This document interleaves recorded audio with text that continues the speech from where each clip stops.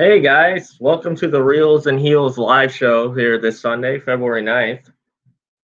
Good morning. Yeah, you're not awake yet, are you? It's noon and you're not awake. It's Sunday. I don't have to be awake. Well, anyways, today we're going to be bringing two special guests. We're going to have Alex Red, promoter of Atomic Revolutionary Wrestling, which is a local wrestling company here in Florida that's old school ECW, I would say. They bring a lot of legends into their promotion and all over Florida, Cocoa Beach area, Orlando, and I know they have big plans for a third anniversary show, February 21st, I believe. And then we have Austin Janowski, who's a comic book creator and turned actor slash filmmaker. So we have Austin here. We'll just go ahead and bring him on. Let's see here.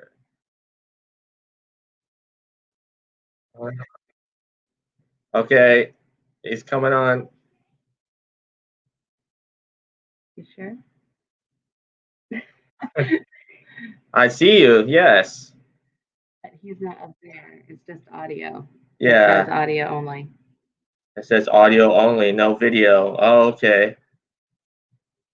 You have to turn the video on, don't you? It might be on his end. See here. It should be. We can see him. Yeah, we can see him.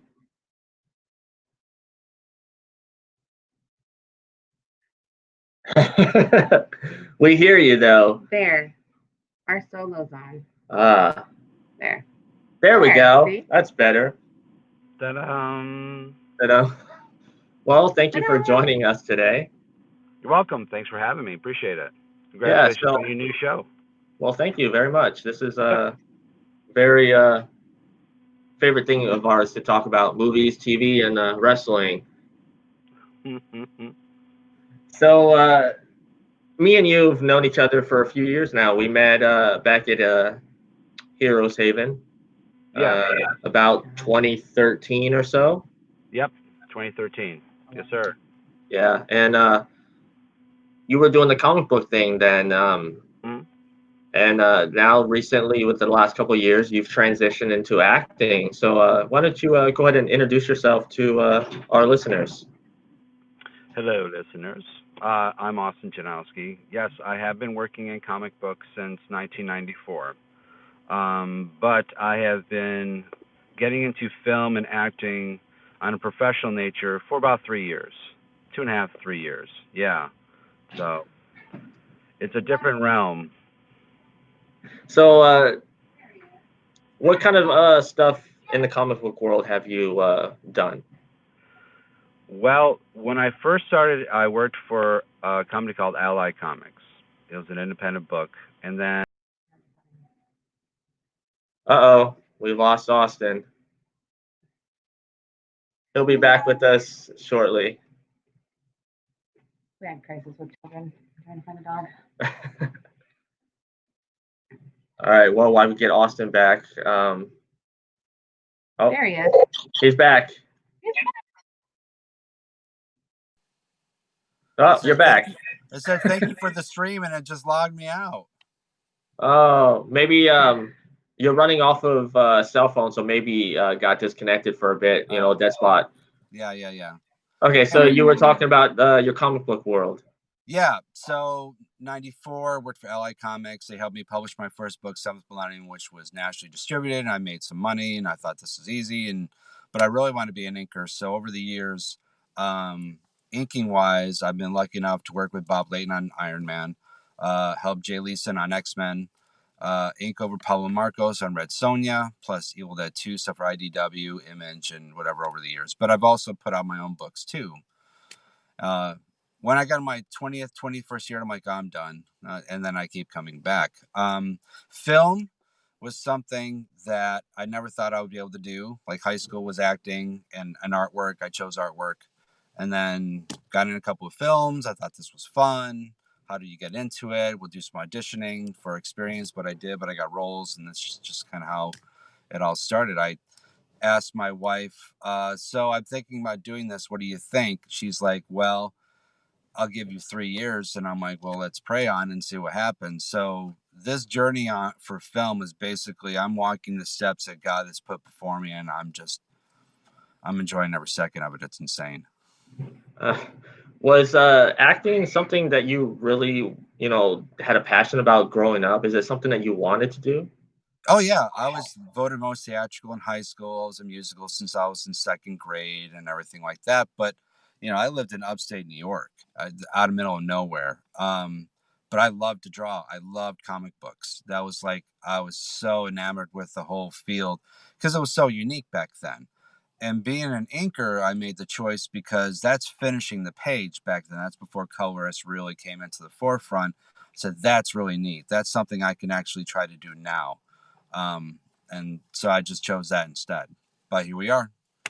So, so maybe one day you'll be in a film or a TV project playing a comic book creator. Maybe. It's funny you should say that. My first movie I made that I wrote a screenplay and I acted in was Love, Hate, The Amazing Life of a Comic Book Artist, which is on Amazon, by the way. Just so I could say that I actually made a film, and it was interesting, which got me into wanting to make different films and got me into behind the scenes of actually directing and all that other stuff. So I wanted to know everything about filmmaking, front and back. And it would be funny if a bigger studio would actually do that. It'd be kind of neat. But I've been lucky. The past 6 months has been pretty crazy. I've been in one film called 45 Seconds, which will be out on Netflix this spring. I just wrapped on a TV series called Black Veil that Dan Marek directed, which was super cool. Dan Marek is the director of the Blair Witch Project, so that's very cool. And there's 2 other feature films that are probably going to be in theaters later on in the fall. It's absolutely insane. I have no idea what I'm doing. Yeah, I know. I've talked to you, and you said that you've done some commercial shoots as well. Yeah. I did here Hertz and Florida Lottery and Tampa General. Yeah, just different ones. And callbacks for GTE. I actually have a SAG commercial audition callback on Monday. Commercials is where you make your money now. Film is where you make your money later, they say. So what's it like as an actor on set? I'm sure it's, very hectic. It can be very crazy. It's a whole lot of waiting, and then boom, you need to get things done. As an actor, you want to be the solution. You want to make things easy for everybody else, and you want to be truthful in what you do. And that's basically all you do. And you try to make the best possible choices and listen to the director. That's also important. So is it just acting that you want to pursue, or do you want to go further, maybe as a director? I mean, do you have a passion for either or both? I like writing. I've done a lot of screen for like features and everything. So I've got that going. I've got ideas that I like to direct myself, and then I have ideas that I want others to direct so I can do that collaboration. But right now, I'm just riding the actor train. It's been amazing, and I'm blessed for it. So right now, that's what we're doing, and we're hopefully it'll open up other doors to possibly down the road to do directing and everything like that. Right. Do you have a question for me or anything like that? No, I was just listening. Just I got listening. caught up in the whole like listening to everything. I was like, Yeah. oh, that's really cool. So you still have that the zombie project? Yeah, so volume 1 was a very good learning experience because I learned all the different things what not to do in a Kickstarter campaign, like knowing if you're going to offer a hardcover to have a good printer that can do it without needing an X amount or whatever. So after months, that's done. 1, 2, fulfillment, learn what not to do for fulfillment. So I'm going to be much better about that because we got funded for Zombies Were Human 2, which was amazing. We're going to do another Kickstarter for volume 2 in about a week or so. Have all my ducks in a row for fulfillment to printing. Everything's across the board. We've got 90% of the book done, so there's no long waits. See, that's how Kickstarter should be done. I've backed a few projects where they kind of took the money and ran. Oh, I feel horrible. I mean, I was updating that people. I'm so sorry. trying to figure things out. So at least I was communicating and letting him know what was going on, and not just ghosting, and not, because that communication is more important with Kickstarter than anything else, letting people know what's going on. You know what I mean? But doing better the second time. This way you're not making the same mistakes. So I think with the second one, we've already got the printer set up. We've got everything for fulfillment kind of. So once we're done, we can send things right out mailing wise. We know how to price things accordingly. We got cool rewards. We got great stretch goals now. So hopefully we can go to a stretch goal. That'd be kind of neat too. A lot more research has been done for the second one. So I think we're pretty prepared. So you're familiar with Kickstarter doing, comic creations and stuff. What do you feel like crowdfunding for like film projects? I know a few have done. I think Veronica Mars, the movie, actually was all crowdfunded. Right. And then Kristen Bell put in her part. Yeah. So there's Seed and Spark that's made specifically for film projects. You've got Indiegogo that does film and all that too. It can be helpful, especially for indies. It's kind of a murky area because you're not offering something specific, you're offering intangible. So the legality of that, I don't know if it's 100%, but there's no laws that say that you can't. It's a real gray area. So it's hard for films to get funded. You either need private investors or you need to prove a concepts and try to shop it out. And it's a good avenue. People would, I think, would want to jump in and do it. Veronica Mars and everything like that is good because they have their own fan base, so it's easy for them to really fund. I'm good. I'm a little hesitant though, just because I don't want to go and get all this money and then legally something happens and we're not able to. We get slapped with something. So more research on my end for film, I think, would have to be done. But other people do it and it seems to work. You know what I mean? Like Legion M is huge. They do a lot of crowdfunding for film and for comic books themselves. So they're like the benchmark I'm trying to follow and, figure Do you things out. see something like this as maybe the future, since the film industry is changing? We have like TV is not the same with streaming and all that. I think like in comic books, there's always going to be the printed form. There's always going to be some sort of TV. And streaming services, everyone has their own streaming services. Like back then, DC, Marvel, that were exclusive for this or exclusive for that or whatever. So I think you'll find the trend.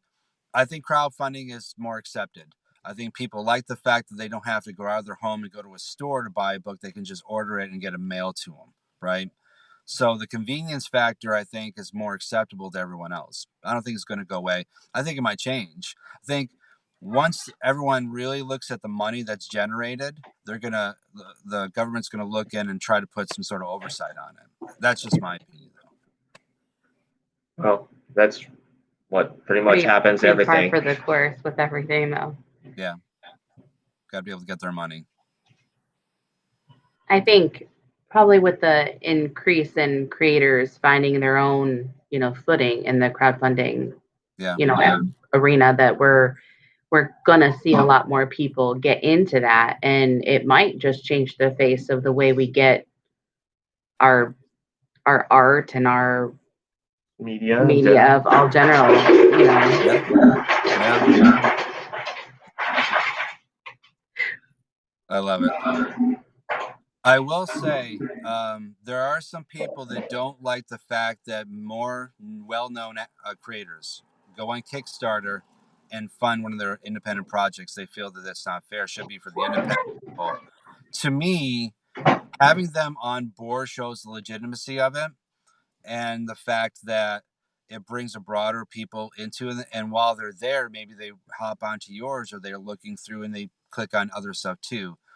So I don't think it's necessarily a bad thing. I think it's a good thing. But I understand some people are like, this is just ours. You already make your money, sort of thing. But yeah, I agree with you. I think it's the way of the future that people are going to be getting what they're going to be getting. You know what I mean? From media and whatnot. I think there might be, Comixology has the digital comics. It's inevitable that some form or fashion that's going to happen. But again, people are going to love holding a comic book. So I don't think it's going to fully go away. Yeah, I know. I was just listening to someone talk about, especially on the TV side of things, how the Nelson ratings is like pretty much out the door. The way things work these days with streaming and stuff. Yeah. where do you see like film and TV going in the next 5, 10, 15 years? I like how theaters are now making it like we go to Studio Movie Grill. This is a plug for Studio Movie Grill. Love the theater chain. I like the food. I like it's comfortable seating.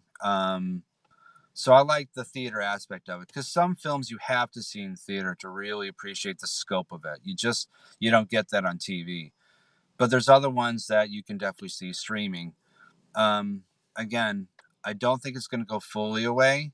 I think that the model of the theater is going to change, where they'll be able to have things where if you want to go there, you can have a dinner and a movie, relax, and stream basically different things at different times.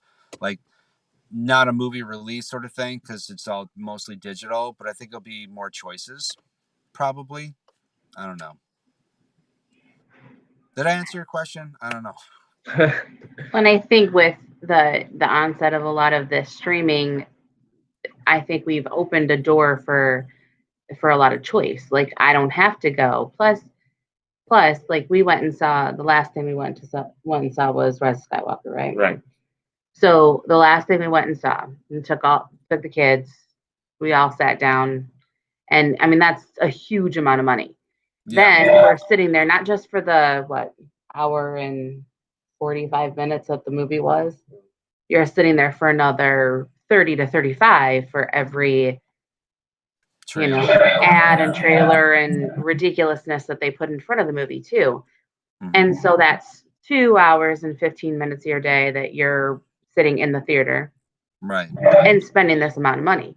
And we don't have a lot of choice behind that. It's like we're kind of hostage for that first 40 minutes. Yeah. And it's 2 hours. We got to get the kids to keep the kids calm when they're doing something that they're not interested in. So I think like the choice of things is becoming a bigger issue. Like if I'm going to spend my money, then I want to have some choice in it. Because I can sit and stream whatever on Netflix at home, and I can watch millions of different things that I would not have access to in the theater. Yeah, no, I agree. I think the theater is going to be more of for big releases, you need to go to the theaters, whatever. And theaters are going to supplement their income with not just film, but for people coming in and doing speakings and workshops and all that. They kind of do that now, but I think they're going to make the model a little bit different to kind of supplement. Like comic books did, they brought in toys and then they brought in pops and then they brought it. So it's a multimedia, not just comic books by themselves, just because they needed to make money. And I think theaters, by and large, are finally going to realize they're going to have to do that. You know what I mean? Right. Yeah. You're definitely right about the certain movies, like something like 1917. Everybody says you have to see that in a theater. Absolutely have to see it. Yes. Yeah. Oh yeah. In theaters, you had to go see it in the theaters because otherwise you wouldn't appreciate it. It's amazing. I think there's certain movies that you do realize you need to go, and I think we save our money and our admissions, our tickets from Cinemark. We're the Cinemark movie club members. So we save them as they roll over, but it's still a good to feed everybody once we're there because nobody can just sit and watch a movie. I will. I do think you will see filmmaking change where they're going to make films for theaters and big theater watchings and some more for the streaming aspect of it. Like The Irishman is an amazing film, right? You could put it in theaters, but it's 3.5 hours long. No one's going to want to watch that, an old, slow moving sort of film like that. They won't be able to do that. Whereas if they're streaming, they can stop, they can pee, they can go get something to eat, and then they can turn it back on and they can keep watching it. You know what I mean? They can take it in chunks if they need to. So I think once the streaming gets more normalized, because right now everyone's just popping and doing their own thing. Once it gets a little bit more normalized and people get more used to it, then you'll see the parody, different films just for theaters, just film. Because I will tell you with Netflix, in order to really get on Netflix as a film, you need to have either they're going to buy it outright and just stream it, or for the bigger films, they'll do a theatrical release, a limited amount, and then they'll put it on Netflix. That's for the bigger films. Right. Well, with that, you mentioned The Irishman. The only reason why that was put in theaters was Oscar. Yeah, absolutely. Yeah, and that's the thing. You're going to have these different films like Apple and whatnot. They're going to want to be put in theaters specifically for the awards ceremony, award seasons too. Absolutely. Yeah, I agree 100% on that. Yep. Right. Well, guys, I'm sorry. I would love to talk more. I got to get up and going, but I appreciate it. Well, for our viewers, can you please tell us where we can find you on social media? Sure. Austin, last name Janowsky. You can find me on Facebook, Instagram, Twitter is Janowski2002. And if you want to know some more stuff, just visit one of those things. Pop in and say hey. Well, I appreciate you taking the time to visit with us today, and enjoy your day. Thanks, guys. Appreciate you having me. And congrats on your new show. Thank you very much. No problem, man. Bye, you have guys. a good day. Bye. Yep. The kids out there yelling. Wow, very interesting guy. Kind of a journeyman. Had a lot of things going on. I did not realize all the really cool stuff that was going into his movie stuff. Makes you want to be an actor now? No. No? No, I'm good. How about a writer? No. I don't know. Too tired to do most other things. Can't even write lesson plans today. Hey, Greg, how you doing? I see you posted in there. All right, we're about to bring on our next guest. Yes, the kids are screaming in the garage. I don't know if my glasses are crooked or if my eyebrow is crooked. Is my eyebrow crooked? I still think you look cute in those glasses. Good, because it's going to get to the point where that's how I'm going to be able to see. This is 40. They're bifocals. So while we're waiting on Alex, yesterday we watched the two inaugural XFL games. And you're not a football fan, but no. Please explain your... I'm not a football girl, but because the game is shorter and the time clock is shorter, things move faster. So it doesn't get as, I don't know, boring, stuffy. I don't know. Like I've always been a college ball girl anyways, like was never pro. The only pro thing I ever watched was NBA. And, like I think college games are just more fun because they really do love the game. But these XFL guys, they were excited about the plays, and you got to see things that you didn't get to see. So it'll be nice to see how, things progress for the league and see how things go, because I mean, they're a little bit more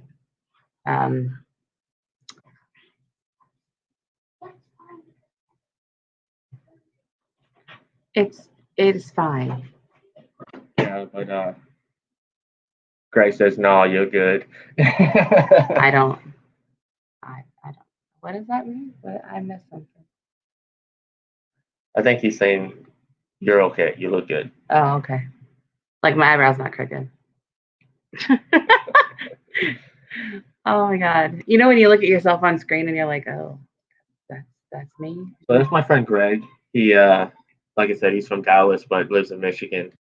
Is that Kobe in his profile picture? Yeah, that's Kobe. Kobe. Oh, looks like Alex is. And let's see here. I don't see him. Let's see. Terry says he likes the NFL, but some days the halftime is longer than the game. Hey, Alex, can you see us or hear us?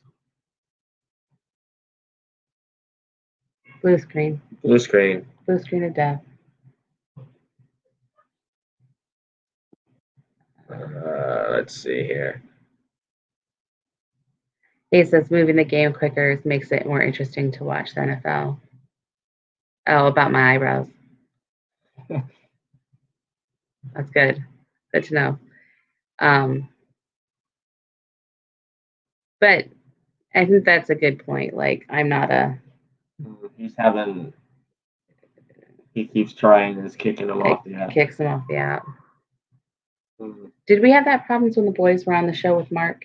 Yeah, we did have that problem at first. Couple of times we got kicked off. So he's gonna restart his phone and that should fix it. Yeah, that works out.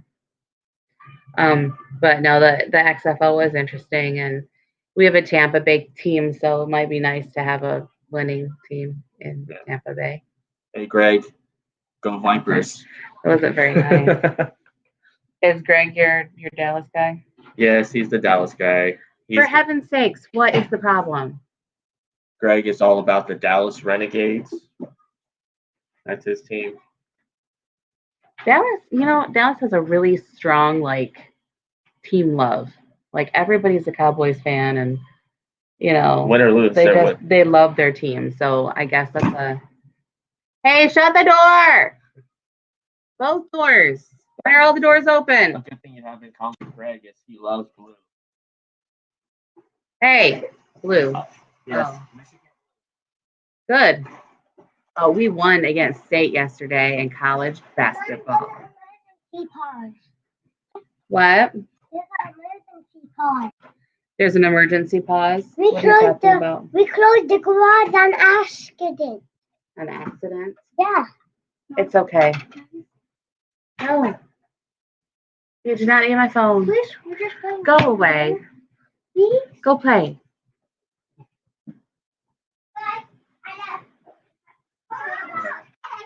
Goodbye. So we have Greg. Shut the door. So Greg, you want to talk about your love of got Alex. Let's bring him on. Yay! It works. Not everybody what? Hey Alex, how you doing? Good. How are you doing? I finally got it to work. All right. Hey. Yeah, I'm kind of new to this app, so working out the bugs here. Everybody's out and about. They're in their car. Yeah. Yeah, it's a Sunday afternoon errand day. That's what it is. So we're here with Alex Red, promoter of Atomic Revolutionary Wrestling. Yes. So where did the love of wrestling start for you, man? Honestly, it started when I was a kid. My father and I, that was our one bond, was watching professional wrestling. The old, WWF days, WCW, all that stuff. But I was really big into ECW. That was the thing that really got me into wrestling. Because I liked the extreme passion they had, and, it was just violent, just no limits sort of thing. They're not afraid to use their bodies as a bullet, I guess you would say. And I don't know, it all started as a kid. That bond that I had with my dad, that was our one common thing we had, was watching wrestling together, and it kind of just grew from there. And as the years went, I just fell more in love with the professional wrestling business as a whole. I love it. There's so many highs and lows. There's so much emotion that comes through it, good, bad, all that stuff. I love it because it's one of those things that can literally just pull your heartstrings and affect you emotionally, good or bad. You get invested in it, and that's what I love about it. So pretty much though, since I was a kid, loved it all my life. So, and just the love grew as the years went on. Yeah, So. that's what attracted me to wrestling too, is the characters. I mean, it's just like film and TV. They make you laugh, they make you cry, and Exactly. And like you're saying, it's the characters, and that's what I really miss about wrestling. Because I mean, there's still some characters nowadays, but it seems like now it's more about the how many flips can you do, how many this and that, try to one up each other by this move to this move. Whereas when I grew up watching wrestling, you had those characters, those larger than life people that it was an escape from reality sort of thing. Because a character like the Undertaker or something, he wasn't worried about doing 50 spins and flips. It's just this whole persona that you're just in shock because it's escaping reality. It's something different, and that like very much like you said, it's the characters, and I miss that in wrestling a lot. I miss the characters. So, did you inspire to be a wrestler? Then, like, or do you always wanted to be a promoter? I mean, there's a bit of a story here with that. So basically, I mean, I did train to be a professional wrestler. Back in 2007, going into 2008, I actually trained at the Team 3D Academy when it was in Kissimmee, Florida. Now it's in Winter Park. But yeah, I trained by the Dudley Boys, and at the time I was doing that while also being a singer in a band. And working for TNA Wrestling. I worked for TNA doing security and extra stuff, ring crew, all that stuff. And, I started training to be a wrestler, and I didn't realize what I was getting myself into. It is a lot of work. I have mad respect for anyone who puts in the work for the business, because it is grueling. It is a lot of work. Your body will feel pain. And anyhow, I trained there for a few months. But ultimately, I decided I wasn't ready for that, because my band, we were kind of just starting to take off. We had all these big shows we were doing, like with Insane Clown Posse and a bunch of groups, and I decided to focus on the music. So I kind of got away from wrestling and focused on the music. And then I decided, I started having that itch to get back into the wrestling business back in 2016. And I started training again in Orlando, and I was being trained by Sammy Callahan and Teddy Hart. And about 2.5 weeks into the training, I had a very serious situation happen at a nightclub in Sanford where I was brutally attacked and almost murdered. It was a really scary situation, and I was actually in ICU for a week. They thought I was going to die. I had bleeding in 3 spots in my brain. It was this whole big thing, and because of that, though, I unfortunately had to stop the training to be a professional wrestler because one bad, move or false hit to my head, and I basically would trigger a seizure or I could die. And it sucks because it's one of those things, like, I start to think back, what if I didn't stop training back in 2008, what could have happened, sort of thing. But yeah, unfortunately, I had to stop training in 2016 after I decided to try again, and it sucks because I really wanted to do it. But I decided I still wanted to be involved in the business in one way or another. And that's, I've been doing ring crew and setup for different promotions around the state of Florida. And I had seen how the politicking works in there, and I absolutely hated it. I hated politics and promoters putting championships on themselves and playing favorites and this and that. And I hated that sounds like the WCW days. Yeah, exactly. And I hated that. I hated the politicking and the favoritism, and I don't think that should exist. I think it should be based off of passion and the work people put in, and so I decided, you know what, screw this. I'm going to start my own wrestling company and do things my way, the way I think they should be done. I grew up watching ECW, and when I started Atomic Wrestling 3 years ago, nobody was really doing the extreme stuff around here. It was more, family friendly. You had to act a certain way because people were afraid to cross lines. The people getting offended, the PG era, all that stuff was starting to really become a thing, and I hated that. So I was like, you know what? I'm gonna try and bring back extreme wrestling. And that's when we kind of adopted the name of the new face of Extreme, because I wanted to take it back to the ECW days when, people weren't afraid to cross lines and ultimately have balls, because I think that's what wrestling is. It's not supposed to be, like, oh, let me watch what I say, let me watch what I do. It's supposed to cross lines and be edgy, And so yeah, I started Atomic Wrestling, and I decided to do something people weren't doing with the extreme wrestling for a while. And we started gaining a quick following. Like, our first show had 152 people in there, which for a first show, that's insane, especially in Brevard County. It's not really on the map or anything.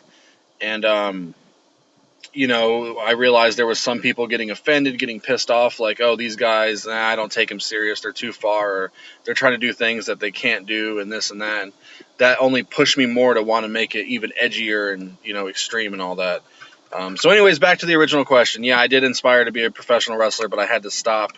And ultimately, being a promoter kind of happened just because I still wanted to be involved in the business in some shape or form. And I decided to do that, handle creative, and do commentary. So basically, I'm involved as much as I can be without being able to wrestle. So. Okay. So I have a question here from my friend Terry from Ireland. He says, "Are there any other indie promoters you have worked with and then want to work with?" I'm very picky. Like I said, because of the politicking I see, I've seen it a lot, especially in the state of Florida. I hate to say that, but I've done a lot of ring crew and setup for people, and I've seen the way they are, and there's a lot of people I don't want to affiliate with or work with. But there are a couple of good ones out there. Like, I know Gangrel actually runs Gangrel's Wrestling Asylum and has his own school and promotion down there in South Florida, and I think Gangrel does a great job with it, and he's big on teaching respect to his students, and he has his promotion now down there that he's doing, and we've actually held a show in his establishment, and I've had Gangrel on plenty of Atomic shows, so I would like to work with Gangrel and maybe partner up for a show. I think that'd be awesome. Mad respect, he's a legend in the business. Another promotion would be actually, I'm working with them. I just made this announcement, so I'm kind of excited. There's a promotion out of Orlando, Florida called Hype Professional Wrestling, Hype Pro Wrestling, and we're actually partnering with them for a show for a big radio festival, Earth Day Birthday. It's going to be with Shinedown and Hailstorm and a bunch of bands. So we're partnering together for that, and that's actually going to be the first time that Atomic is partnering with another promotion. So I'm kind of excited to see where that goes, and maybe we can, build it up, and maybe we can get a little war going between us, between brands and stuff. So, yeah, Gangrel's Wrestling Asylum, Hype Pro Wrestling. Those are the two that really stand out to me in the state of Florida. Those are the two.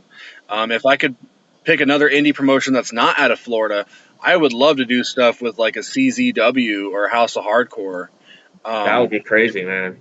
I think those are great promotions. Tommy Dreamer, the innovator of violence, he runs House of Hardcore, and he's just got a great mind for the business, and he's killing it with House of Hardcore. And then CZW, obviously, it's just that insane, extreme, just violent wrestling that it makes me want to kind of challenge them. So if it was outside of Florida, I would love to, do something with one of those two promotions. So that's really what stands out to me is the people who are big on respect and paying dues and not afraid to cross lines. That's what I look for. So we have a funny little comment in here. It says, "How do you put up with that Greg Allen guy?" Oh boy, how do I put up with him? He's a character. Greg Allen is my commentating partner at the shows. Aside from that, we also have our own podcast.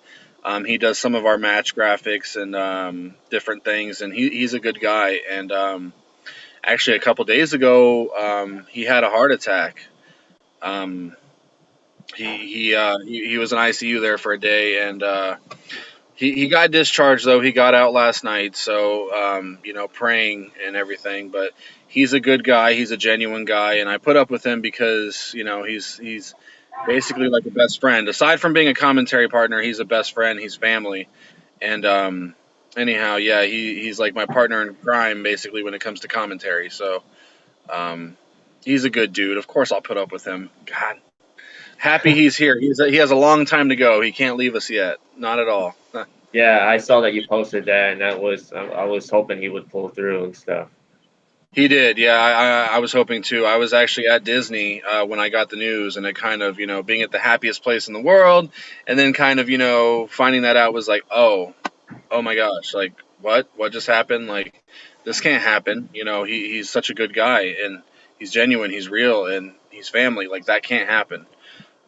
So it freaked me out, and then I saw him last night, and he seemed to be in good spirits and seemed to be doing better. So all you can do is keep praying and hoping that it just keeps getting better because it's too soon. He has so much more left to give to this world. Like he can't go. No. So yeah. So growing up as a wrestling fan, you said you grew up with the WCW, WWF Monday Night Wars. yes. I grew up, during the Hulkamania era. So I've seen the change from the 80s to the 90s to 2000s to today. Where do you see wrestling going in the next 5-10 years?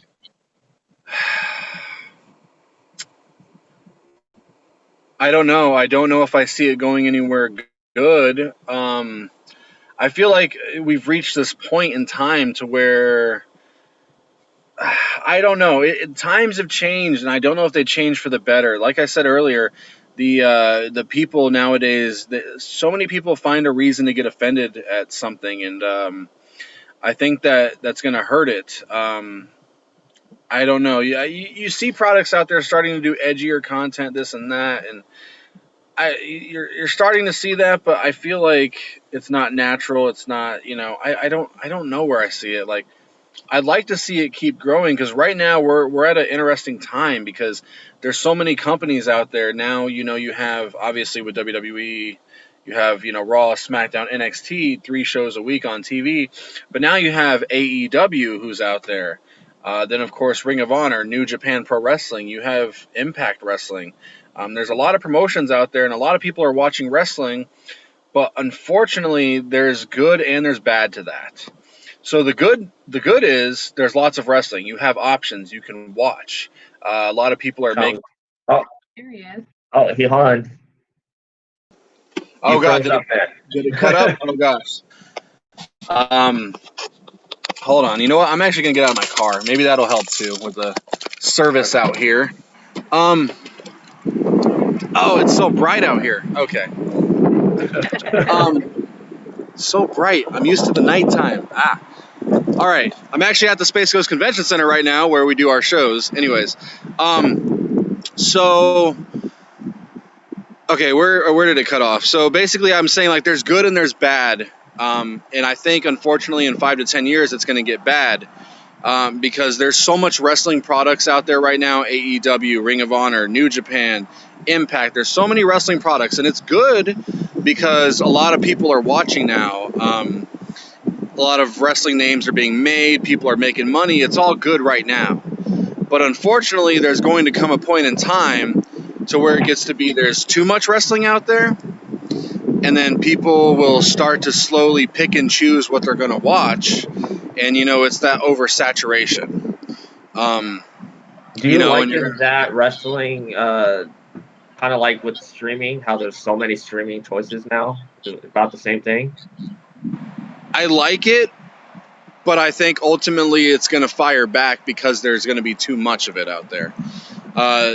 Again, that oversaturation. I don't know, because then there's only so many hours in a day. There's only so many hours in a week where people can dedicate time to, watching wrestling, because, people ultimately have their lives, like their jobs, their families, their own stuff they like to do for fun.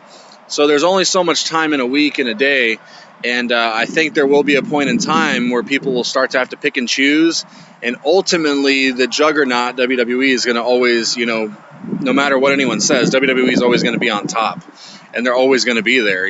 They will. So I think, unfortunately, I see it getting this really strong uphill right now, and then I see a point where it's going to start to decline again because there's just too much of it, and people will have to pick and choose. And I hope I'm wrong. I absolutely hope I'm wrong, but unfortunately, the oversaturation will eventually come into play, where people are like, okay, I'm starting to get bored and sick of it. There's too much. I got to pick and choose, So I hope I'm wrong, but unfortunately, that's where I see it going in a few years, which it would suck, but that's just what I foresee. Well, wrestling's always had its ups and downs throughout the years. Yeah. It has. There's always been good and there's always been bad. That's going to be with anything. So all you can do is just really enjoy it while it's here, and just watch what you can, enjoy it. And sometimes I hate how people get so critical on wrestling. It's like, at the end of the day, it's just wrestling. Stop complaining. Just watch it. Enjoy it. Everybody can watch all wrestling. It's okay. Just enjoy it. Have fun. It's supposed to be an escape from reality and just a good time. So. Yeah, I mean, I grew up as, like I said, I'm a WWE guy, but I appreciate all wrestling. Especially if you're, good in the ring, I'll follow you. Yeah. I don't think I watched any wrestling until I was in my 20s, and that was surely because my boyfriend at the time was a wrestling fan. Yeah. And then I was like, okay, well, this is like a soap opera with a lot of people bashing each other in, and I'm cool with that. That was like the 90s. I was like, I could do that. Like that, I could watch that because it wasn't all Yeah. that lovey, sappy crap that I really don't like anyway. Exactly. You had those personalities and those characters that, got you emotionally. Like 1 second you need to be really pissed off at someone like, nah, he can't do that. He can't talk down like that. Like, but then there's those other times like you got to fight for the little guy to win. Like, it's like, that's me. I could do that, fight. And so, yeah, like you said, it plays with your emotions, and that's what's good about it. So the storytelling, it's compelling. So Who's your favorite wrestler? Growing up, and then who's your favorite wrestler now? of all time, or who's out there who's current? Okay. Well, we can say all time. Like, who was your favorite when you were growing up? Who's your favorite now, and then who's your favorite of all time? If I had to pick a favorite of all time, I would probably say Chris Jericho. And I say that because he's someone who has progressed, and he adapts, and he has so many different layers to him. And he's just an incredible performer. Chris Jericho, whether it be his WCW time, his WWF time, and now in AEW. I'm not too big on AEW, honestly, but I'll still watch it because of Chris Jericho. But I think Chris Jericho is probably my favorite of all time, just because of the character, the changes, and he can adapt, and everything he does is just gold. He's a good personality. Another favorite of all time, though, I gotta be honest, is probably Sabu. I'm a really big fan of Sabu, because that's someone right there who, from the barbed wire massacre matches he's had to just everything, that man personifies extreme. I'm friends with him now, which is so weird. Hold on, people messaging me. Sorry. He's not he told me this quote that, because I had him wrestle for me one time, and he actually had a broken rib, and he didn't tell me, and you would have never known that he had a broken rib. This man literally just gave it his all in the ring, steel chairs, weapons, everything, and with a broken rib. And then I find out after the match, he's like, yeah, I had a broken rib, but I wanted to make sure I give it my all, and he's like, I'm like, what are you doing? You should have told me that, we could have adjusted things or done something. And he told me that he uses his body like a bullet, and he's not afraid to, that you have to basically give it your all. When you're in that ring, you give it your all, your best performance, because you don't know if it's your last performance. And I really respected that. So Chris Jericho and Sabu are the two that really come to mind for me of all time. Current, trying to think who's current that really stands out to me. I'm actually a really big fan of Rhea Ripley. I think she's absolutely killing it right now, and I think you've just seen the beginning of her. I'm a big fan of Rhea. Going to a great match.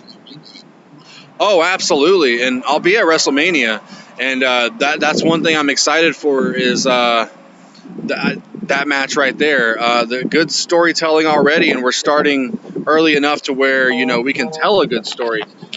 People keep messaging me, and I'm really excited for that. So yeah, I think Rhea Ripley is one that stands out to me.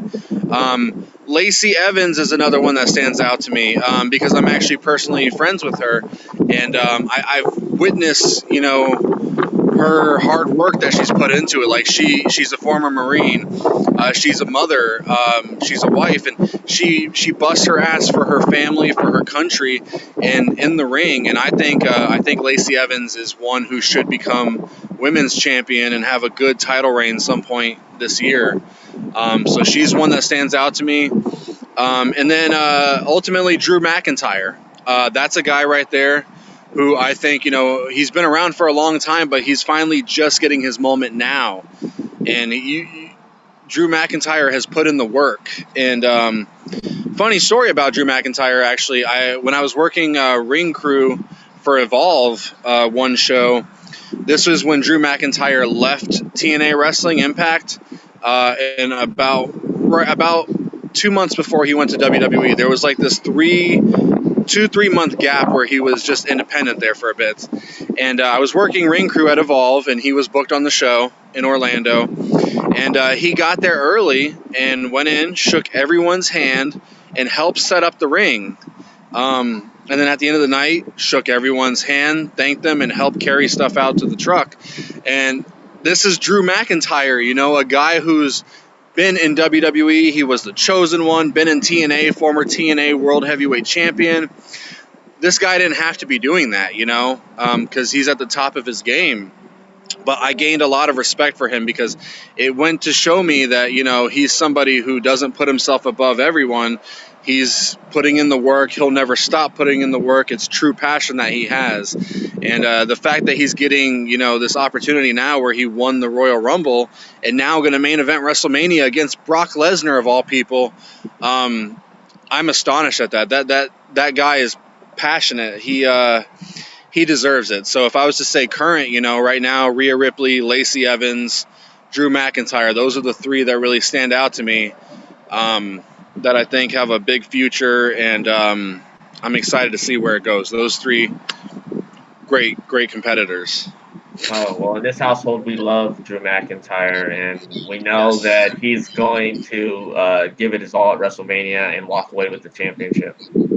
Absolutely. I really hope he does. I think he's the guy who conquered Brock Lesnar. Yes, anybody but Lesnar. Thank you. Don't get me wrong. It's great when Lesnar has the title because then you gotta really start to build someone up to overcome and conquer Brock Lesnar. But at the same time, I don't really like the not having a champion there sort of thing. I don't like that. I know there's the old days, you know, Bruno Sammartino, all these who would only defend the championship once a month and this and that. I'm big on building up your championship to where you should be a fighting champion. You want to constantly defend your championship to prove how great you are. And I guess it kind of sucks when a couple months at a time someone's not there and this and that. Like, I don't know. Brock's shown up more and more lately, but I don't know. I would rather see a professional wrestler be the face of a, you know, wrestling company, not, you know, a wrestler / MMA / you know, this and that. Like, Drew McIntyre, I think, is a good guy, and I think he'd be a good, strong face, and I think it's long overdue. And absolutely, I hope he conquers the beast at WrestleMania and walks out of Tampa holding the WWE Championship high. So. Okay, so I'm going to put you in the Booker hot seat. You're booking that match. How do you book it? I think first you obviously have Brock Lesnar, Drew McIntyre, you know, ding, ding, ding, bell rings. They get in the ring and you ultimately have this standoff. There's got to be a standoff between the two because Drew's a big guy and Brock's a big guy. You want that feeling of almost like a Andre the Giant, Hulk Hogan. You want that moment where they just stop and time freezes, you know, for like 10 seconds, 15 seconds. You want that moment of them kind of just staring at each other, looking around, and then just start brawling back and forth. And it's got to be that just brawl, that fight. Then there's, you know, if you really want to build Drew McIntyre has that strong baby face, the guy who's finally going to do it, you need to get Lesnar to have the upper hand most of the match, you know, suplex. That way people's emotionally going to, you know, kind of be pissed off like, no, this can't happen. Make it really look like Brock Lesnar's going to do it. He's going to overcome him, but then have Drew McIntyre keep getting up. He's showing he's got that passion, that never give up attitude. Keep getting up, and then you just build it to Drew. You know, he does his finishing, Claiborne, boom, 1, 2, 3. You know, you have a solid. I don't think you need more than about 10 to 12 minutes for a match like that. I don't think Lesnar will last that long. I don't know. He did pretty well in the Royal Rumble. That's the longest we've seen Lesnar in the ring for a while.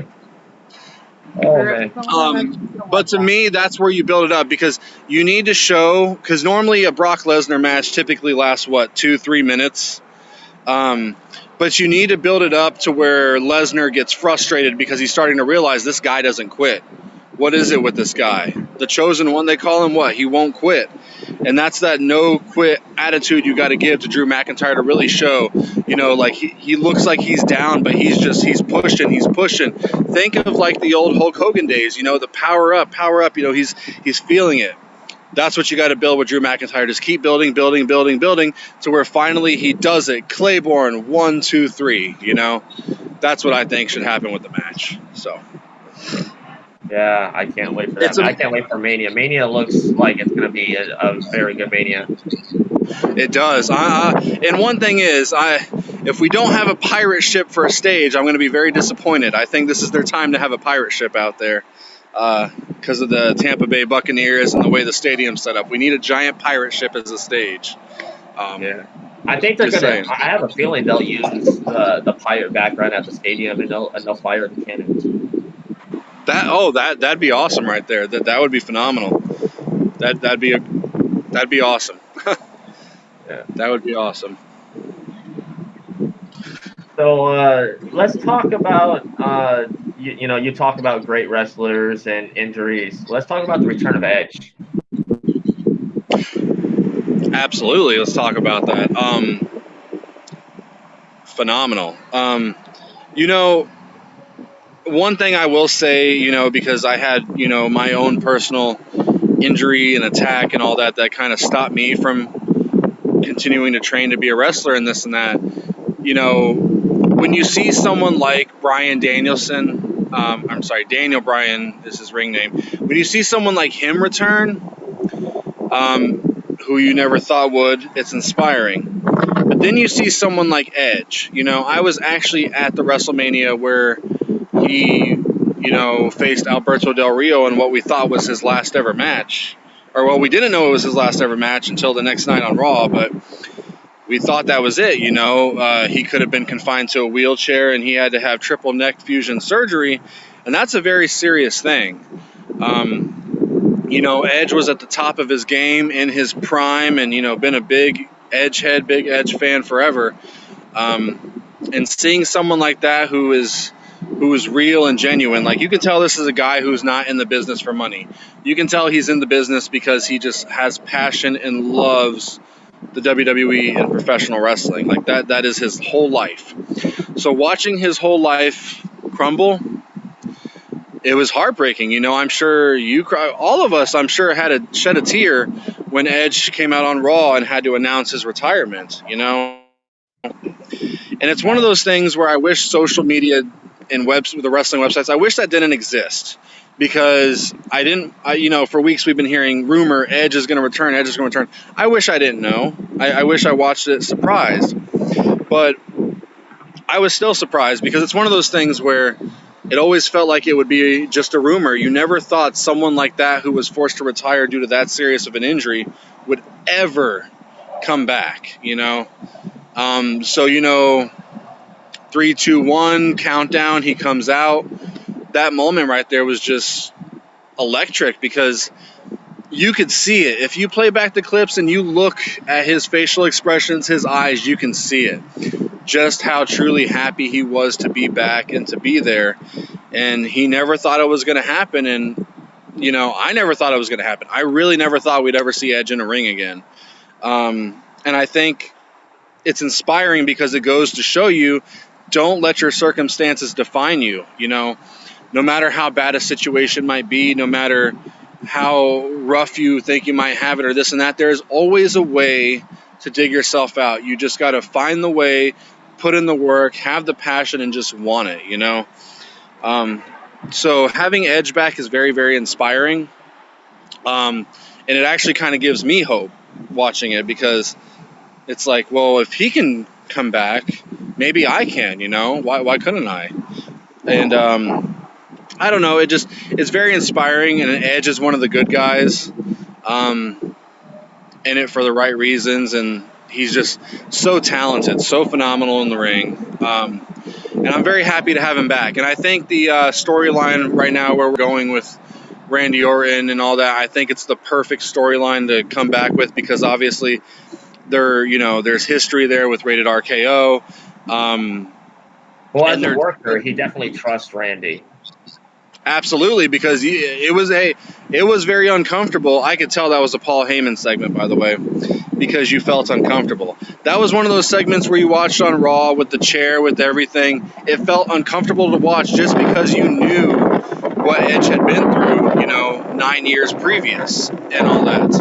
And I think it's a perfect storyline.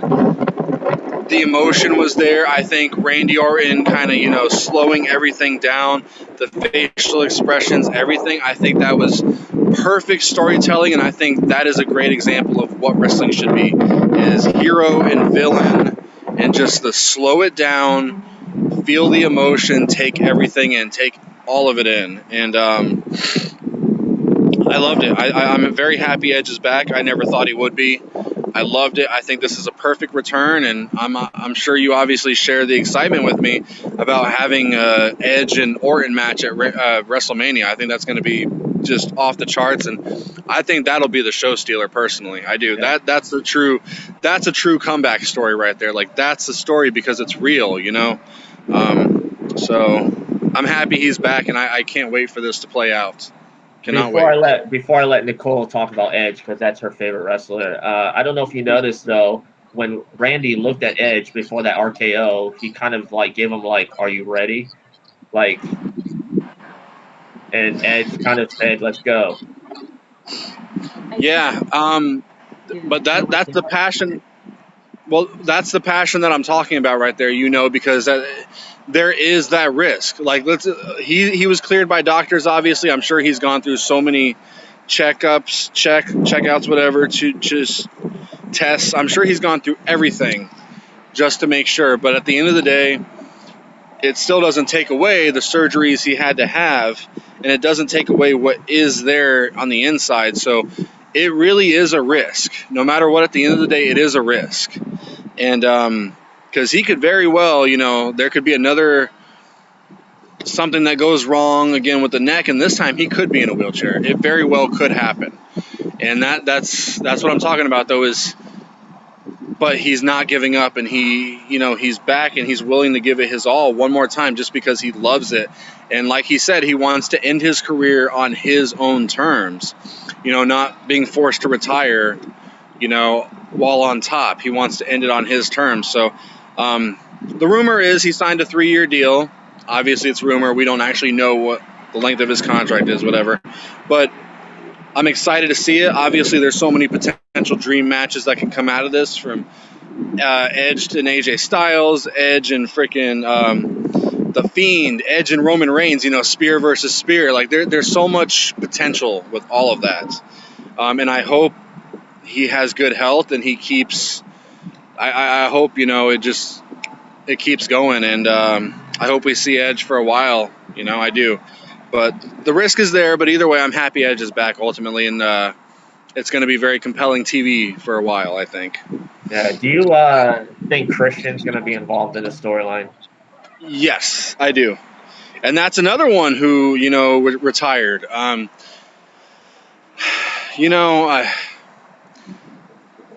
excited to see where it goes, but at the same time, it gets me a little worried because,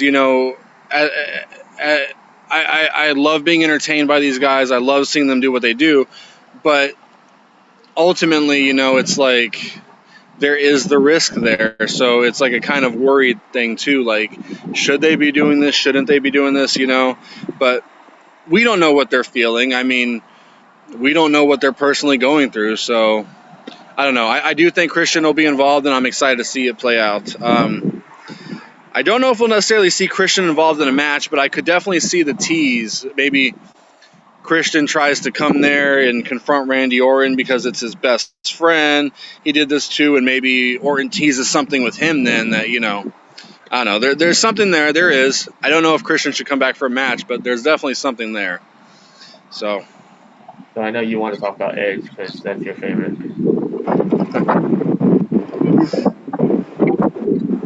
We had a whole conversation about this after it happened, and I agree with you about the social media thing. That, if it would have just been that picture of the 2 R's in the suitcase and it was just for us to follow him, that would have been one thing. It turned into this huge, like, thing. And the surprise that, the Hardy Boys brought when they were in Orlando wasn't the same because it got teased so much. Yes. Because we were at the Hardy Boys indie show, and all of a sudden they disappeared. Like, I met Jeff Hardy, got my picture taken, and then all of a sudden they were gone. And I'm like, oh, I bet you they're going to the show. Yeah. And so, I mean, they kept it really tight-lipped. And then, the only person that I saw, because I didn't follow anything, I was really busy, so I wasn't following anything, was the picture of Edge with the R's and the thing. And if that would have just been for us in his suitcase, like that, if that was just for us, that would have been one thing. But they blew it out into this thing, and I don't think he got the pop that he deserved in that, because that's monumental. I do agree. That's where I think social media sucks. I mean, obviously, social media is a blessing and a curse. It's good to promote and get stuff out there, but then it's bad because, to me, I liked when wrestling was about the surprises and the shock value because you didn't know what was happening. You only went to a show or watched a show, and that's all you knew is what you saw on TV or in person. Now it's like, well, let me see. This wrestling website says, oh, this person's backstage. Well, there we go. We kind of just spoiled it. Now I think he could show up. So when he shows up, it's like, yay, that's cool, but not as cool as if I didn't know in advance, sort of thing, And very much like you talked about the Hardy Boys. I was at the WrestleMania in Orlando, but more importantly, I was at Ring of Honor the night before in Lakeland, and it was the Hardys versus the Young Bucks in a ladder match. And they absolutely killed it, gave it their all. It was such a great match. And it was a Saturday night, they killed it, great match. And then you fast forward to literally the next night, and, the New Day come out there, and, it's like one of those things where, again, you hear the rumors online, but then, you don't know if it's actually true, this and that, but they are in town because, they were just here, this and that. But then when they happened, it was a pop, but I'm like, man, it would have been so much better not hearing a potential of maybe they will, maybe they won't, because, they were at a rivalry company the day before. It was great, and I was shocked, but it was great energy. But again, I would have liked it more had I not seen a rumor online or something, I try to stay away from dirt sheets and all that as much as I can. I try to, but unfortunately, I have so many wrestling fans and friends on my friends list, so I'll constantly be scrolling through my timeline and just see, Killer Cross could be signing with WWE. Next thing I know, it's announced he signed with WWE. I'm like, oh, okay, well, there you go. Just stuff like that, where it's like the reporters. There's only one that I actually do like, but he doesn't report to get first. He reports facts, and that's Ryan Satin. Yeah. From Pro Wrestling Sheet. That's the only one that I truly follow. Ryan Satin? Yeah. Yeah, he's a nice guy. He's actually posted up Atomic stuff on Pro Wrestling Sheet before, so thank him for that. He's awesome. I do have a friend who works for WrestleZone. His name is Robert DeFleece, and he's a really nice guy, and I follow his stuff, but I try not to be spoiled. Like, I don't know, like, I try to stay offline when I don't want to know things. Like, with this Royal Rumble, I was actually working that night, but I watched from my phone at work. And I stayed offline because I didn't want to know spoilers. I didn't want to know this. I didn't want to know that. So the MVP thing was actually a surprise for me. I did not expect him to return. I purposely avoided, reading anything that weekend. And so that was a nice surprise. That was cool and unexpected. But ultimately, yeah, I don't know. I don't like social media. I think it takes away the fun at times, and it gives people a voice at times who don't deserve to have a voice. I don't know, like.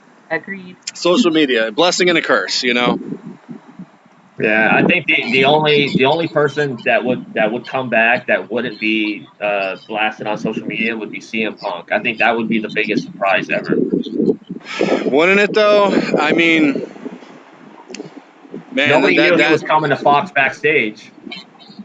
Exactly, and you saw, obviously, when it happened, I didn't know, no one knew, and then literally once it happened, within a matter of minutes, #1 trend in the world on Twitter. Every single website. Oh my God! What's this? CM Punk's back. But wait, is he working for WWE? Is he working for Fox? What is he doing? Because he showed up on this show, you know. And I like that because it was one of those things where you didn't know. It was unexpected, and yeah, that was a real reaction to where it got people talking and it got people excited because they didn't know. It was very unexpected, and I actually like watching WWE backstage when Punk's on there. He's got a pretty smart mind. I've agreed with everything he said, and that's someone I think WWE needs to bring in behind the scenes as a producer.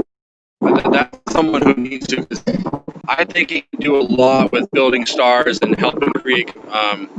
He's got a good mind. That's someone I think they should consider bringing in.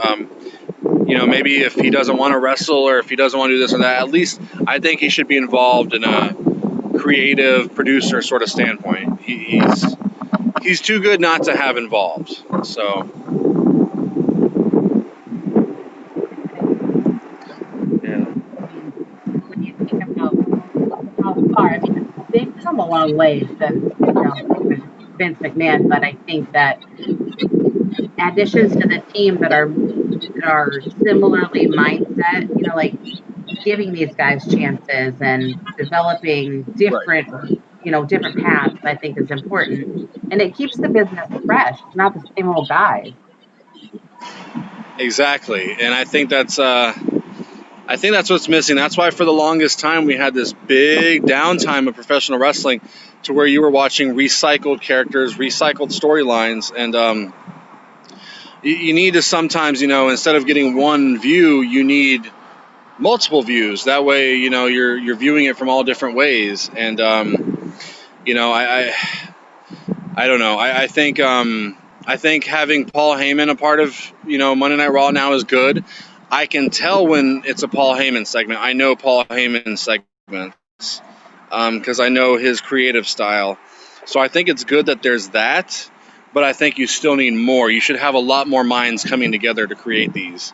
And I think it'd be great. You got Paul Heyman in there. I would love to see CM Punk in there.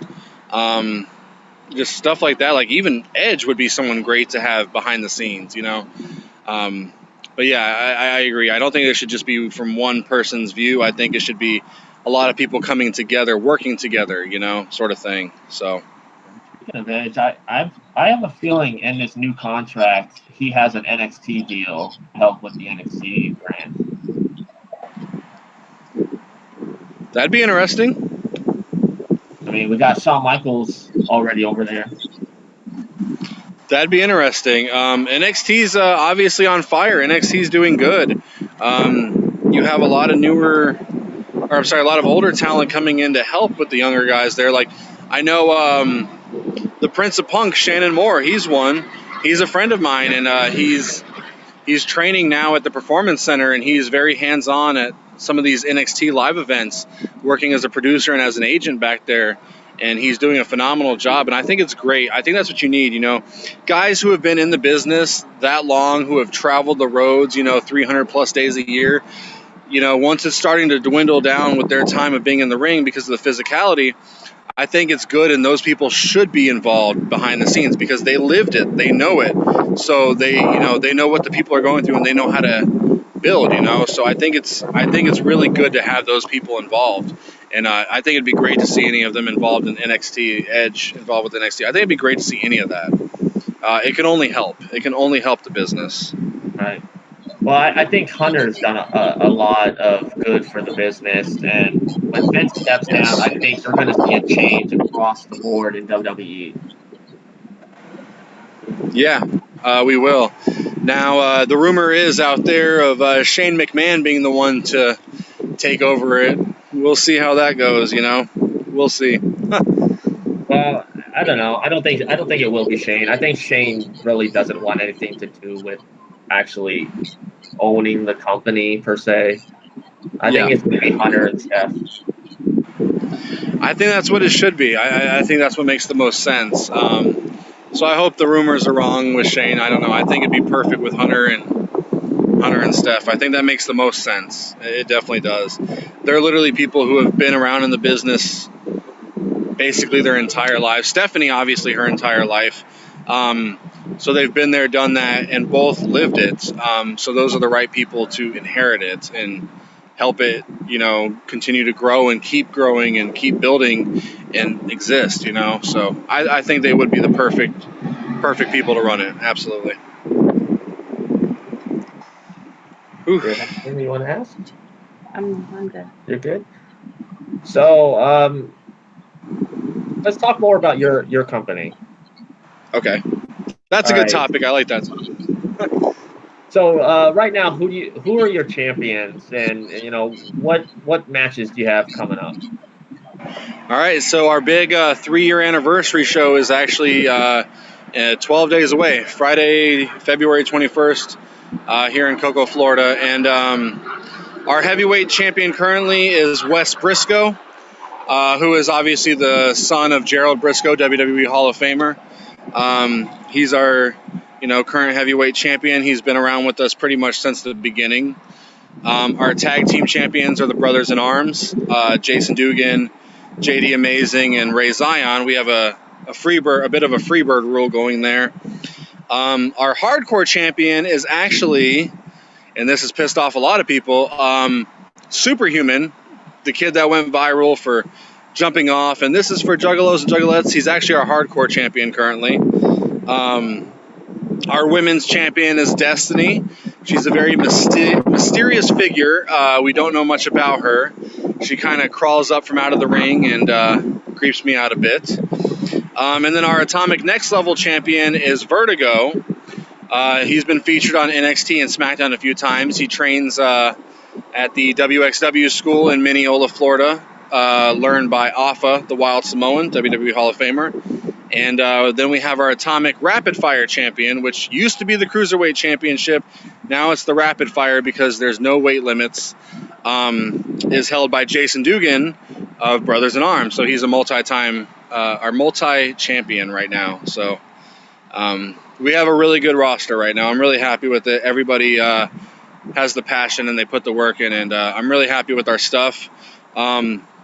In 12 days, on February 21st, for our 3-year anniversary show, we have ECW versus ARW One Night Only. To me, this is a dream come true. This is everything I've worked for 3 years. And, the main event is for the Atomic Heavyweight Championship.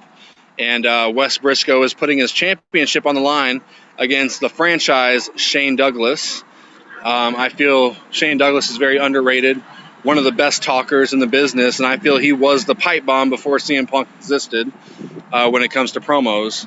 The tag team championships are being defended. Brothers in Arms are defending against Raven and Justin Credible. That's going to be a phenomenal match. Sabu, he's going to be in a triple threat match against Zach Monstar and Chuckles, who Chuckles just signed with Ring of Honor. He's been with Atomic for a while, so this might be his last match with Atomic. I don't know, but Ring of Honor is allowing him to work for us for this match. Destiny is defending her championship against Chelsea Durden. The Sandman is going to be taking on Vertigo and Chico Adams for the Next Level Championship. Just a lot of great matches, and Shannon Moore is actually just got added to the show to come here and make a career-changing announcement, as he says. We know he's been training at the Performance Center for a bit and working with NXT, so I'm really curious to hear what the announcement is. He messaged me asking if he can have some time to go in the ring and make this big career-changing announcement, and I said, absolutely, I will give you that platform. So it's going to be a good show. I'm really excited for it. I can't wait. It's 3 years in the making and a lot of hard work. All right, and how much are tickets to the show? Our general admission tickets, which is 4th row and beyond, they are $25. We had VIP, ringside, first row, second row, all that. They actually sold out. It's insane. We've actually never had this high of a advanced ticket sale than we have now. It's crazy. It's going to be really packed in there. Right now it's general admission tickets, which is 4th row and beyond, for $25. And we have 9 matches scheduled, plus Shannon Moore coming out there to make that big career-changing announcement. My band, Razor's Edge, is playing intermission. It's our first show in a year and a half. I'm excited for it. So it's going to be a good night. It's going to be a lot of fun. You're going to get an action-packed night. You're going to just get a lot of fun, and $25 to come see a bunch of ECW legends, and they'll be doing meet and greets all out there. So everyone will get to meet them during intermission and before the show and after the show, because we're very interactive. I try to make sure all the wrestlers are interactive and out there and talking and meeting people, because I think it's a cool part of the business is to be able to meet your idols and stuff like that. So $25 and you get to see some great wrestling and some legends in the business. So it'll be fun. It'll be fun. And we love going to wrestling. We were just at an indie show back in January from Nerd Street Wrestling at Lakeland, and that was an entertaining night. One of the wrestlers. Oh, Nerd Street, yeah. Oh, that's a great company. Wow, I forgot all about them earlier when you were talking about indie promotions and who I'd want to. Nerd Street's a great promotion. Leon Scott kind of helps run the promotion, and he wrestles there. And he's been a friend of mine for a while. Leon Scott does an amazing job, and he brought in, I know, Nick Gage and the Gym Nasty Boys and Effie and all these great talents, you know. So, yeah, the card looked great. I wanted to go to that show so bad, but I was stuck working. Yeah, well, it looked like a great card. I'm friends with Ben, who helps run the promotion. Yeah. And we fell in love with Effie that night. He put on a hell of a good show. Effie is so entertaining. He's such a nice guy, too. Like, he is one of the nicest guys ever. But Effie is one of those, he has a bright future. That Effie is a very, very, very entertaining wrestler and in-ring competitor. And his character is just off the charts. I think he should be further than where he's at. I'd love to see Effie show up in a Ring of Honor or AEW one day or something. I think Effie would destroy it in one of those companies. Yeah, great competitor. Effie's awesome. Yeah, at the show, another promoter was there for Thunder Championship Wrestling, and he said that he sees Effie being signed by somebody. Absolutely. I don't necessarily see WWE or NXT. I really don't see that for Effie's character. I mean, obviously, I'd like to. I want him to make the most money he can and go as far as he can.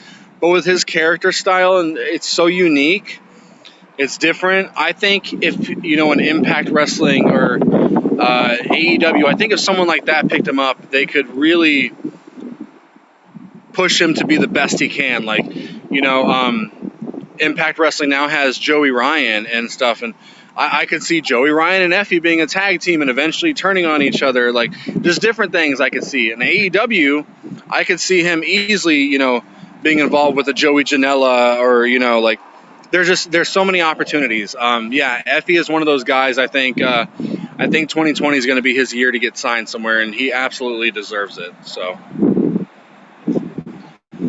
Well, with that said, I really appreciate you coming on and talking wrestling with us.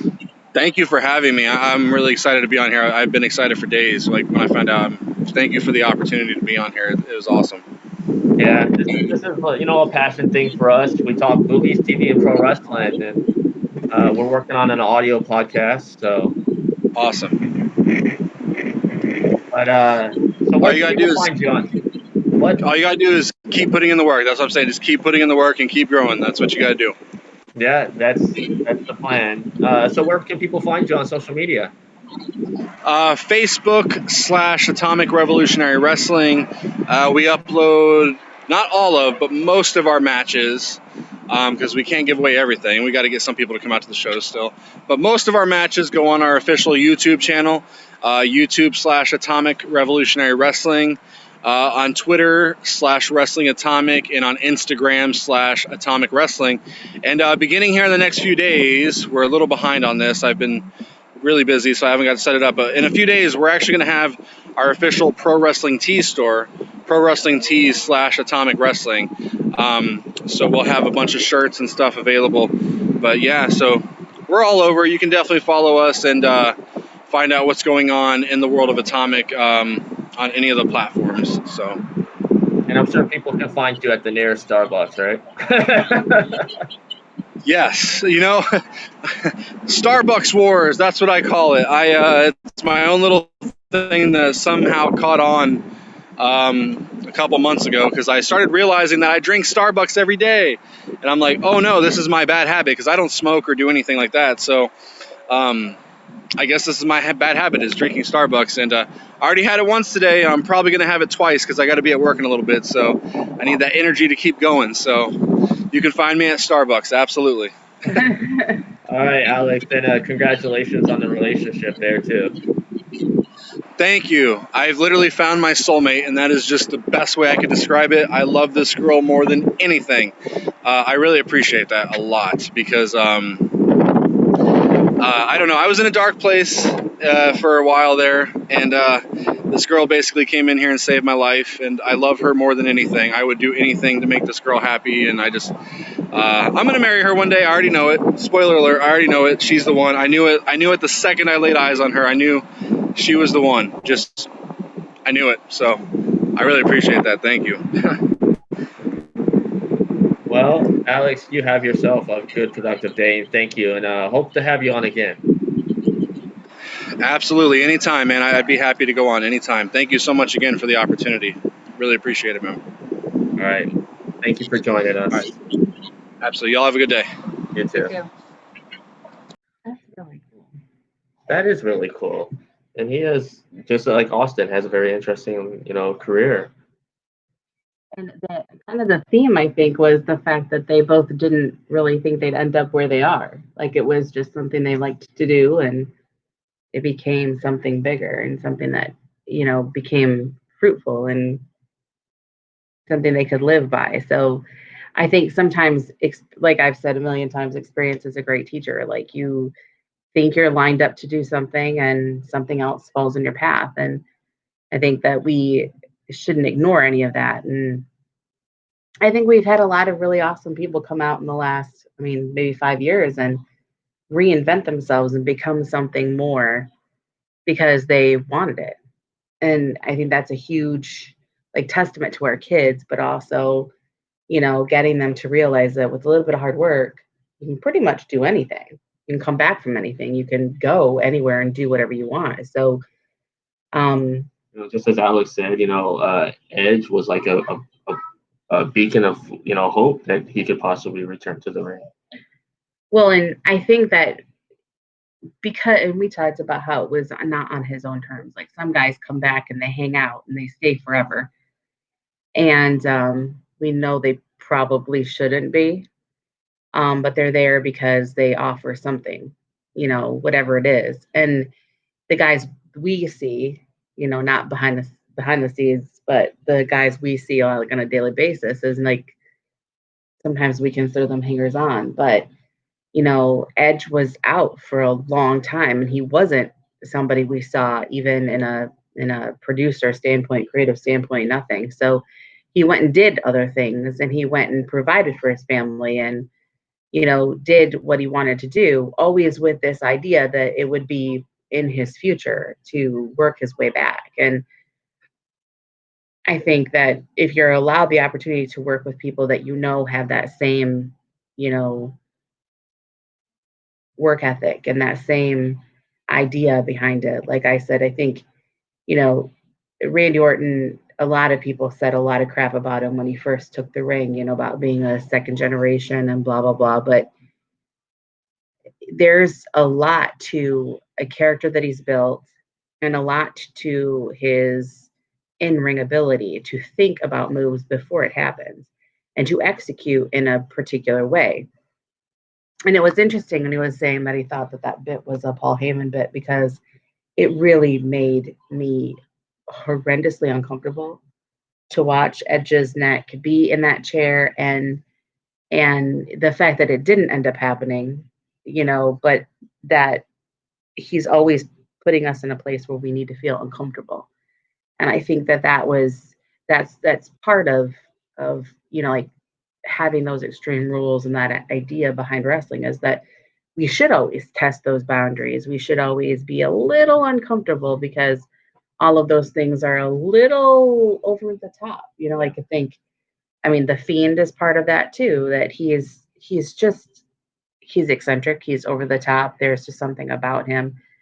But you see there's a work ethic and an in-ring ability, and it's not clouded completely by a character so much. So it's kind of nice to see the newer things that are happening now, but it's nice to be able to watch indie wrestlers and do different things too that, I didn't really know until, we went to the Hardy Boys thing and watched indie wrestlers for that first time, and the occasional show we do get to go to.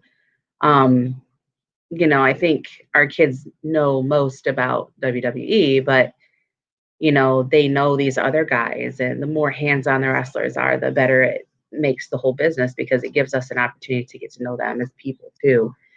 And I think that that's pretty huge, like with Access and with the indie shows, meeting them. WrestleCon, which has like 100, wrestlers, legends, indies. WrestleCon happens every WrestleMania weekend. Mm-hmm. I think that,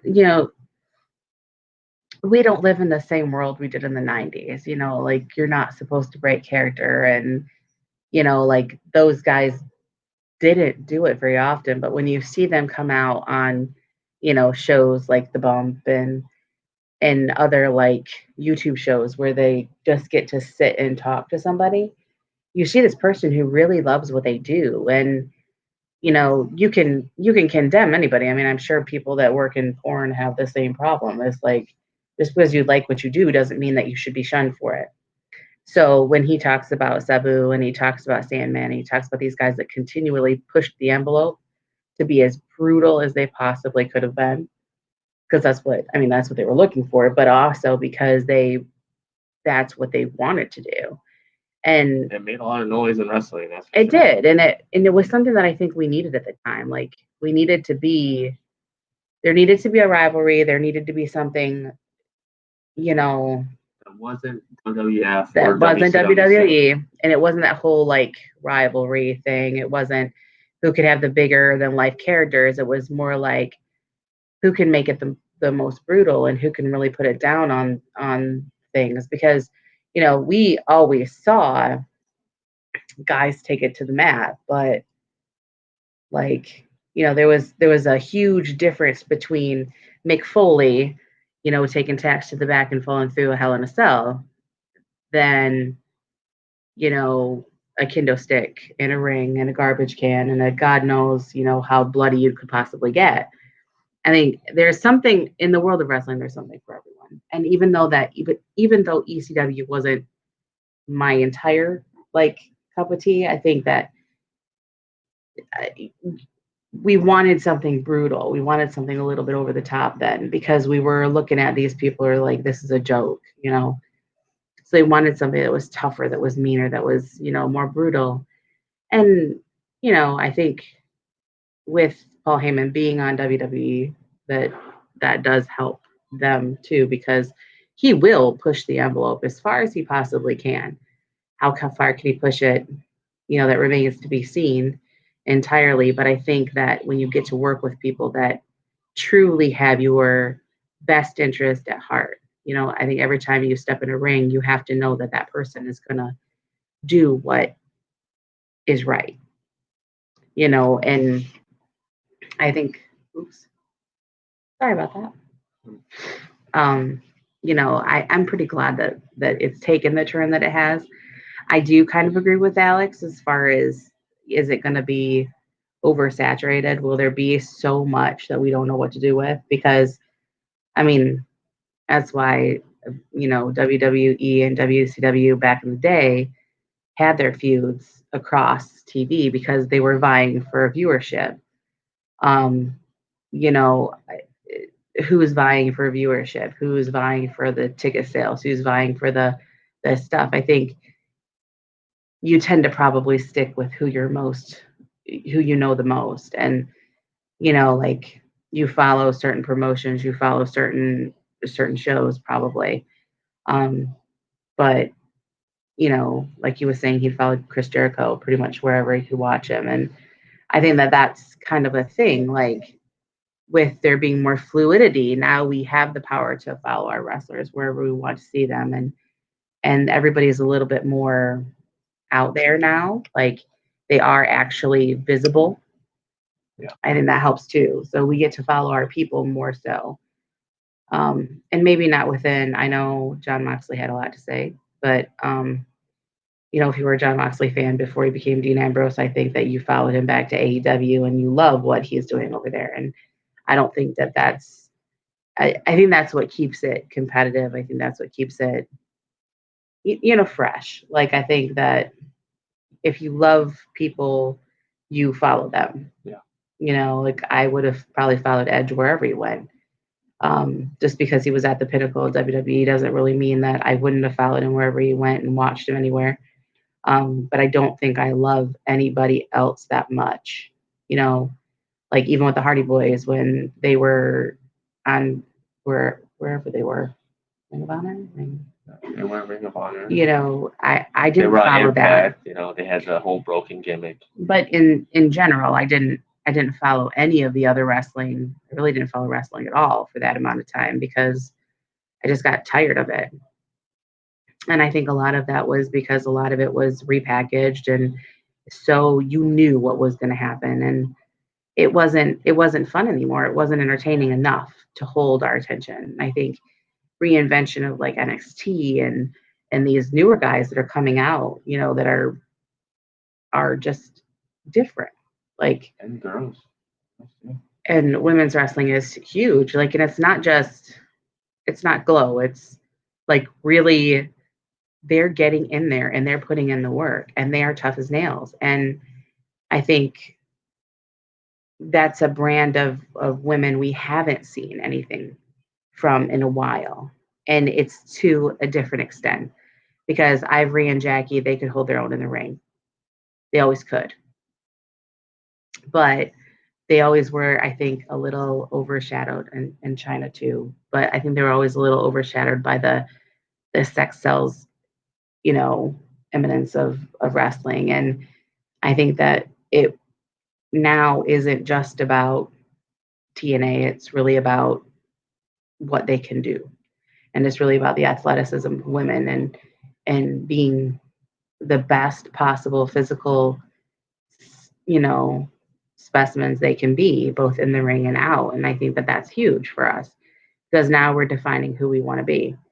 And, he says quite a bit about Lacey Evans. I think that, she's that different kind of beauty and brawn, like she works her ass off to do what needs to happen. And it's huge. So,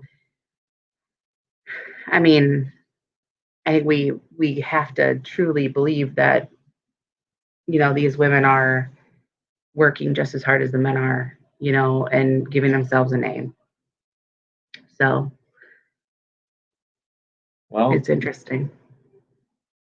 Well, we learned a lot about our guest today, and this is really fun talking to people, learning about different experiences, whether it's acting, filmmaking, pro wrestling as a promoter or wrestler.